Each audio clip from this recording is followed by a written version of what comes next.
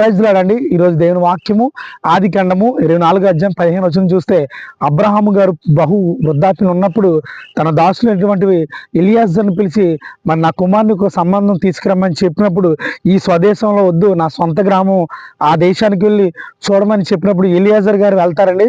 వెళ్ళినప్పుడు ఒక 10 ఒంటెలని తన కూడా తీసుకుని వెళ్తూ కొన్ని మిక్కిలి విలువ గల వస్తువులు తీసుకువెళ్తాడు.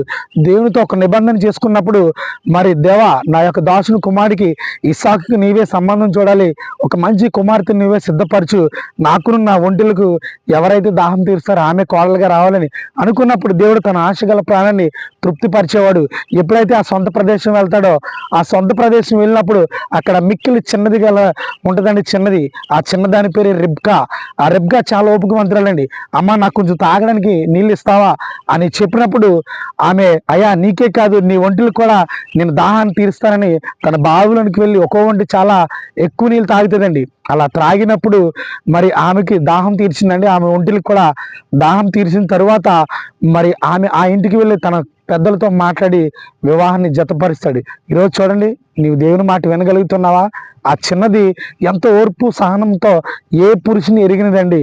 మరి నువ్వు ఎలా ఉంటావున్నావు? ఈరోజు ఆ రిబ్కా లాగా నీవుంటే నీకు కూడా సాటి అయిన సహాయం నా దేవుడు చేయడానికి ఇష్టపడతా ఉన్నాడు. ఆ ఓపిక, సహనం, ఆ పరిశుద్ధత నీలో ఉందా? దేవుడిని అడిగితే నీకు కూడా మంచి ఒక జతను ఆయన ఇవ్వడానికి ఇష్టపడతా ఉన్నాడు. Thank you. May God bless you.